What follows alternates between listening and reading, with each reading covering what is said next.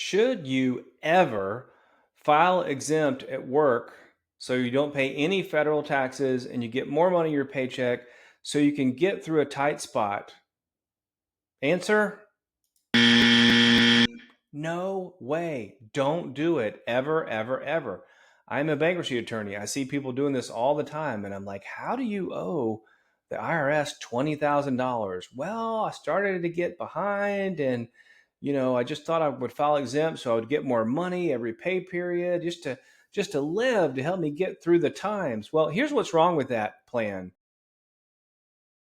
They took money and they used it to pay credit card bills. They used it to pay all kinds of bills that I ultimately could have wiped out and eliminated in a bankruptcy. But guess what? Debt, as a general rule, can't be gotten rid of, and that's income taxes, especially if it's something that's happened within the last 3 years. You're not going to be able to get, as a general rule, you're not going to be able to get rid of that.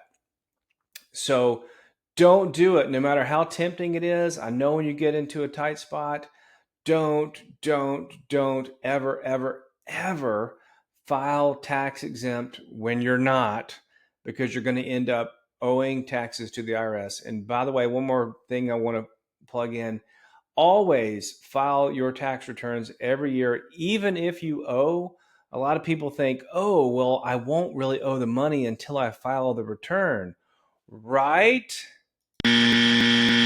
No, you owe the money every April 14th, every April 15th of every year. So file your tax returns on time, because when you don't file, there are penalties.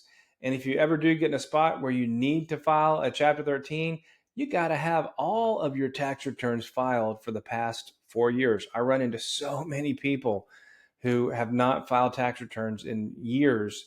And it's much more difficult when you're trying to file a tax return from 3 years ago than if you just stay on top of it every year. If you got any questions, please don't hesitate to reach out. Thank you.